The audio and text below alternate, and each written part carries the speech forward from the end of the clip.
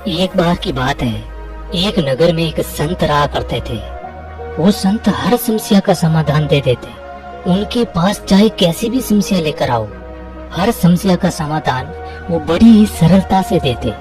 वो सबसे पहले तो अगले आदमी की समस्या सुनते और उसके बाद थोड़ी देर के लिए शांत हो जाते, आंखें बंद करते और पूरी तरीके से शांत होने के बाद थोड़ी देर बाद उस आदमी को उस समस्या का समाधान दे देते। अब जो भी आदमी उनके पास समस्या लेकर जाता और जब वो मौन होकर उसका समाधान देते, तो वो आदमी सोचता था कि शायद इस बाबा के पास कोई चमत्कारिक शक्तियां हैं और उसी वजह से वो समस्या के समाधान देते हैं। बहुत लोग उनसे पूछने की कोशिश भी करते कि क्या महाराज आपके पास कोई शक्तियां हैं जिसे आप बात करते हैं और उनसे आप समस्या का समाधान पूछते हैं। जब लोग ऐसी बात पूछते तो वो महाराज हंसने लग जाते। फिर कुछ दिनों बाद उस गांव में एक विचित्र घटना घटती है। उस गांव में एक बुढ़िया रहा करती थी। उस बुढ़िया के घर 4 लोग आते हैं। वो 4 नौजवान परदेश गए हुए थे और पैसे कमाकर अपने गांव जा रहे थे। पुराने जमाने की बात है, उसमें गाड़ी घोड़ा नहीं हुआ करता था, लोग पैदल चलते थे। इसीलिए वो लोग परदेश में पैसे कमाए और फिर पैदल ही अपने गांव की तरफ जाते। उन 4 नौजवानों के पास एक पोटली थी। उस पोटली के अंदर उनकी सारी कमाई थी। उन लोगों ने सोचा कि हम सबकी कमाई एक ही पोटली में डाल दी जाए, ताकि जब हम गांव जाएंगे तो वहां जाकर चारों का बराबर हिस्सा कर देंगे। और वो नौजवान जब उस नगर में पहुंचे तो वो लोग एक बुढ़िया के घर पहुंचे और उस बुढ़िया से पूछा कि माता जी, हम आपके यहाँ रात रुकना चाहते हैं। बुढ़िया ने कहा ठीक है भाई, मैं अकेले रहती हूँ, मुझे कोई दिक्कत नहीं है। मैं अकेले के लिए खाना बनाती हूँ तो आप लोगों के लिए भी खाना बना लूंगी। उसके बाद वो 4 नौजवान उस बुढ़िया को वो पोटली देते हैं और कहते हैं माता जी, इस पोटली में हमारी साल भर की कमाई है और हम 4 लोगों की इस एक पोटली में कमाई है और ये पोटली हम आपको देते हैं ताकि आपके पास ये पोटली सुरक्षित रहेगी। और हम चाहते हैं कि ये पोटली हमें तब ही देना जब हम 4 लोग एक साथ हो। यदि हम 4 में से कोई एक आदमी ये पोटली मांगने आता है तो उसको मत देना। उस माताजी ने कहा ठीक है बेटा, यदि आप 4 लोग साथ में रहोगे तब मैं ये पोटली आपको दे दूंगी, और वैसे भी आप सुबह होते ही यहाँ से जाने वाले हो तो मैं ये पोटली आपको सुबह दे दूंगी। ऐसे करके वो बुढ़िया वो पोटली रख देती है। अब वो नौजवान उस बुढ़िया के घर रुक जाते हैं और सुबह उठते हैं, नहा धो के तैयार हो जाते हैं। उन 4 में से एक नौजवान बदमाश था, वो ठग था और वो कैसे भी करके उस बुढ़िया से वो पोटली लेना चाहता था ताकि वो पोटली लेकर वहाँ से भाग जाए। तभी वो ठग अपने तीनों दोस्तों को कहता है कि भाई यार, हमने रात भर इस बुढ़िया के घर रुका और बुढ़िया ने हमारी अच्छी खातिरदारी की, क्यों नहीं यार बुढ़िया का थोड़ा सा खेत में काम करवा दिया जाए। खेत में फसल है, अकेली बुढ़िया बेचारी काम करती है, ये बुढ़िया भी हमारा एहसान मानेगी। उसके बाद उस ठग के तीनों दोस्त भी तैयार हो जाते हैं और वो 4 लोग बुढ़िया के खेत में काम करने लगते हैं। तभी वो ठग कहता है कि भाई हमें प्यास लगी है, मैं पानी पीकर आता हूँ। उसके बाद वो बुढ़िया के पास झोपड़ी में पानी पीने जाता है और बुढ़िया से कहता है कि माता जी, हम जाने वाले हैं, आपके खेत में हमने काफी काम कर दिया, आप मुझे वो पोटली दे दीजिए। उसके बाद वो बुढ़िया कहती है कि आपके 3 दोस्त कहाँ हैं? उन्होंने कहा है कि जब हम 4 साथ में रहे तभी हमें ये पोटली देना। तभी वो ठग उन तीनों दोस्तों की तरफ इशारा करता है। इशारा करते हुए कहता है कि लाऊं क्या? तो वो दोस्त सोचे कि शायद ये पानी के लिए बोल रहा है, तो उन दोस्तों ने कहा कि हाँ ठीक है, ले आओ। उस बुढ़िया ने भी ये सुना तो ठग ने कहा कि हमारे दोस्त वो पोटली मंगा रहे हैं और हम जा रहे हैं। इसी धोखे के अंदर वो बुढ़िया वो पोटली उस एक ठग को दे देती है। वो बुढ़िया देने के बाद वो ठग तो वहाँ से भाग जाता है। अब बुढ़िया अपने काम में व्यस्त हो गई। थोड़ी देर बाद वो तीनों दोस्त आते हैं और कहते हैं कि माता जी, हमारा एक साथी आया हुआ था, वो पानी पीने आया था और अभी आया नहीं। तभी वो बुढ़िया कहती है कि आप अभी तक गए नहीं? वो तो बोल रहा था कि हमें वो पोटली दे दीजिए, हम तो जा रहे हैं। तभी वो तीनों कहते हैं कि माता जी, हमने कब मंगाई? हम तो पानी मंगा रहे थे, हमें प्यास लगी थी काम करते करते।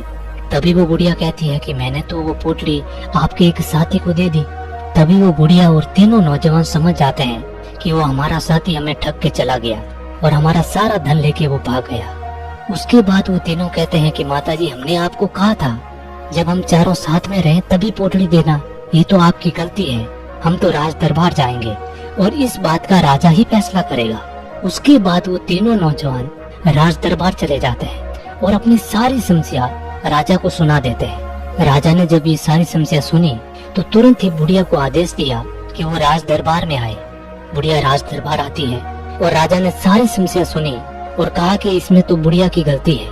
बुढ़िया को उस अकेले आदमी को वो पोटली नहीं देनी थी, इसीलिए आपका जो धन था वो ये बुढ़िया देगी। उसके बाद राजा फैसला सुना देता है कि ये बुढ़िया 2 दिन में धन कहाँ से भी लाकर आपको वो धन देगी। अब बुढ़िया बेचारी गरीब थी, उसके पास तो थोड़ा सा भी धन नहीं था, तो भला इतना सारा धन कहाँ से लेकर आती। अब वो बुढ़िया भगवान के मंदिर में जाती है और रोने लग जाती है। उसके बाद उस बुढ़िया को याद आता है कि हमारे नगर में एक संत है जो हर समस्या का समाधान कर देते हैं और उनको तो बहुत सारी शक्तियाँ मिली हुई है। वो शक्तियों से बात करते हैं और लोगों की समस्याओं का समाधान कर देते हैं। तो मैं भी उनके पास जाऊं तो शायद मेरी समस्या का भी समाधान हो जाएगा। वैसे तो मेरी गलती है क्योंकि मैंने अकेले को दी और मुझे धन देना पड़ेगा, लेकिन शायद कोई रास्ता निकल जाए और मेरी समस्या का समाधान हो जाए। उसके बाद वो बुढ़िया उस संत के पास जाती है और अपनी सारी समस्या उस संत को सुनाती है। उसके बाद वो संत थोड़ी देर के लिए मौन हो जाते हैं और अपने मन में कुछ सोचने लगते हैं। थोड़ी देर बाद जब वो अपनी पलकें खोलकर उस बुढ़िया से कहते हैं कि राजा ने जो फैसला दिया वो फैसला बिल्कुल ही गलत है, इसमें आपको धन देने की आवश्यकता नहीं है। अब ये बात जब उस बुढ़िया ने सुनी तो उस बुढ़िया को विश्वास नहीं हुआ कि राजा का फैसला गलत कैसे हो सकता है। जो आसपास में लोग बैठे थे वो भी अचंभे में पड़ गए कि महाराज ने राजा के फैसले को गलत कैसे कर दिया। बिल्कुल सीधा सा दिख रहा है। जब इन नौजवानों ने कहा कि हमारी पोटली हम जब साथ में रहे चारों तभी देनी, लेकिन इस बुढ़िया ने अकेले आदमी को दे दी, इसमें बुढ़िया की गलती है और बुढ़िया को वो धन उन लोगों को देना चाहिए। इस फैसले में गलत फैसला क्या है। उसके बाद वो महाराज कहते हैं कि आप राज दरबार में जाकर कह दो कि आपने जो फैसला किया है वो फैसला गलत है और जो महाराज है वो आएंगे और सही फैसला सुनाएंगे। उसके बाद वो बुढ़िया सीधी भागती हुई राज दरबार जाती है और राजा को सारी बात बताती है। अब राजा भी गुस्से में आ गया। राजा ने कहा, मेरे फैसले को यदि गलत किया और मेरे फैसले से अच्छा फैसला यदि उस महाराज ने नहीं सुनाया तो उस महाराज को फांसी की सजा दे दी जाएगी। अब सारे नगर में ये बात फैल गई। किसी को भी विश्वास नहीं हो रहा था कि बाबा जी ऐसा कौन सा फैसला सुनाने वाले हैं जिससे कि राजा के फैसले को गलत साबित किया जा सके। अब राज दरबार फिर से लगा गया। महाराज को बुलाया गया। जब महाराज आए तो आकर चुपचाप अपनी जगह पर बैठ गए। वो तीनों नौजवान भी वहीं पर थे, बुढ़िया भी वहीं पर थी और बहुत सारी प्रजा और राजा सब वहीं पर बैठे थे। उसके बाद वो राजा कहते हैं कि महाराज अब आप बताइए कि मैंने जो फैसला सुनाया उस फैसले में क्या गलती थी। तभी वो महाराज कहते हैं, बुढ़िया ने वादा किया था कि वो पोटली 4 लोग जब साथ में होंगे तभी वो देगी, लेकिन इसने एक आदमी को दे दी, इसलिए बुढ़िया की गलती है और इस जगह बुढ़िया को वो धन इन लोगों को वापस देना चाहिए। ये आपका फैसला था। राजा ने कहा, लेकिन उस महाराज ने कहा कि जैसे कि वादा किया हुआ था कि जब 4 लोग साथ में होंगे तभी ये बुढ़िया धन देगी। तो पहली बात तो यह है कि अभी ये तीनों हैं, 4 तो है नहीं, तो बुढ़िया धन कैसे देगी। ये तीनों दोस्त अपने चौथे दोस्त को ले आओ और अपना धन ले जाओ, क्योंकि वादा किया हुआ था कि 4 लोग एक साथ होंगे तभी बुढ़िया धन देगी। अब बुढ़िया यदि आप तीनों को धन दे देगी तो वादा तो टूट जाएगा, इसलिए आप जाइए और अपने दोस्त को लेकर आइए। तभी वो महाराज ने कहा कि इसमें बिल्कुल सही बात है कि बुढ़िया ने गलती की, लेकिन बुढ़िया को तो धोखे में रखा उस आदमी ने, तो सजा उसको मिलनी चाहिए ना कि बुढ़िया को, इसीलिए आपका फैसला गलत था। ये बात सुनने के बाद वहाँ जो जितने भी प्रजा बैठे थे वो सब तालियां बजाने लगी और कहा कि महाराज को सच में कोई शक्तियां मिली हुई है, वरना राजा के फैसले को चुनौती देना कोई हंसी मजाक की बात है। उसके बाद वो राजा उस महाराज से पूछते हैं कि महाराज आपने जो फैसला सुनाया वो फैसला 100% सही है, लेकिन यह बात मेरे दिमाग में क्यों नहीं आई, क्योंकि मैंने तो ऐसे बहुत फैसले सुनाए हैं तो क्या मेरे सब फैसले गलत थे? उसके बाद वो महाराज कहते हैं, राजा साहब, सबसे बड़ी गलती है हम फैसला बहुत ही जल्दी में लेते हैं, हम बहुत जल्दीबाजी करते हैं। क्योंकि जब आपने ये पूरा मामला सुना तो बिल्कुल साफ तरीके से दिख रहा था कि बुढ़िया की गलती है और बुढ़िया को इनको धन देना चाहिए। लेकिन आपने उस मामले की पूरी गहराई में नहीं झांका। आपने इस मामले को पूरी गहराई से झांकने की कोशिश ही नहीं की, क्योंकि आपको तो पहले ही इसका जवाब मिल गया, तो आप अंदर तक क्यों जाएंगे? और जब तक हम किसी बात की गहराई तक नहीं जाते हैं तब तक हमें वो बात पूर्ण रूप से समझ नहीं आती है। और किसी भी बात को पूर्ण रूप से जानने के लिए हमें सबसे पहले मौन होना पड़ेगा। बहुत लोग कहते हैं कि मुझे कोई शक्तियाँ मिली हुई है, और जब मैं आंखें बंद करता हूँ तो मैं किसी शक्तियों से बात करता हूँ कि उस समस्या का क्या समाधान होगा। लेकिन नहीं, मुझे कोई शक्तियाँ नहीं मिली हुई है। मैं मौन होता हूँ, उस बात पर विचार करता हूँ, और जब उस बात पर मैं विचार करता हूँ बहुत सारे समाधान आते हैं। उन समाधानों पर भी मैं विचार करता हूँ, और उसमें जो सबसे बेस्ट समाधान होता है वो समाधान मैं अगले आदमी को देता हूँ, ताकि उसकी समस्या का समाधान मिल सके। और मौन हमारी जिंदगी पर सीधा असर डालता है।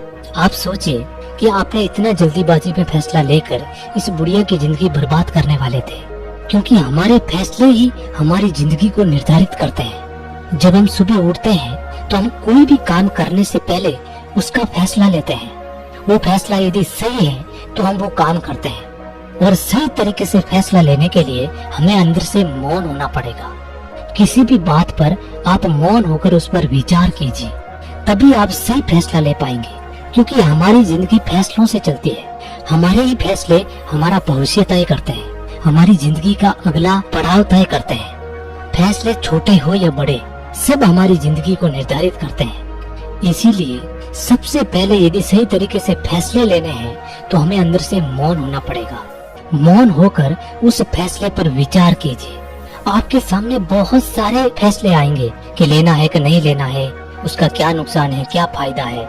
ऐसे बहुत सारे प्रश्न आएंगे, लेकिन उन सभी पर आप फिर से विचार कीजिए। उसके बाद आपके पास एक समाधान रहेगा कि उस फैसले को लेना है या नहीं लेना है। और ये सब संभव होता है मौन से। बहुत लोग होते हैं वो मौन को कम बोलना समझ लेते हैं। कम बोलना मौन नहीं है। बोलना छोड़ देंगे तो हम मौन हो जाएंगे, नहीं, कम बोलना भी मौन में ही आता है। लेकिन जब हम अंदर से मौन हो जाएंगे तो अपने आप कम बोलेंगे, हम फालतू की बात करेंगे ही नहीं। कम बोलना भी मौन में ही आता है, लेकिन कम बोलकर हम मौन नहीं ला सकते। मौन होकर कम बोलना ला सकते हैं। हम कम बोलना सीख जाएंगे, उसके बाद हम ज्यादा बोलेंगे ही नहीं। तो जब भी आप कोई फैसला करो तो उससे पहले आप मौन हो जाइए। मौन होकर उस फैसले को कीजिए। उस फैसले में 100% शुद्धता होगी और उस पर कोई भी सवाल नहीं उठा पाएगा। दोस्तों, आजकल हम ऐसे माहौल में रहते हैं जहाँ पर लोग अपने आप को श्रेष्ठ दिखाने के लिए बहुत ज्यादा बोलते हैं, लेकिन ज्यादा बोलकर हम श्रेष्ठ नहीं बन सकते।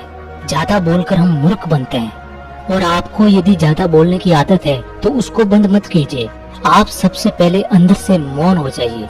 आप अपने आप कम बोलना शुरू हो जाएंगे।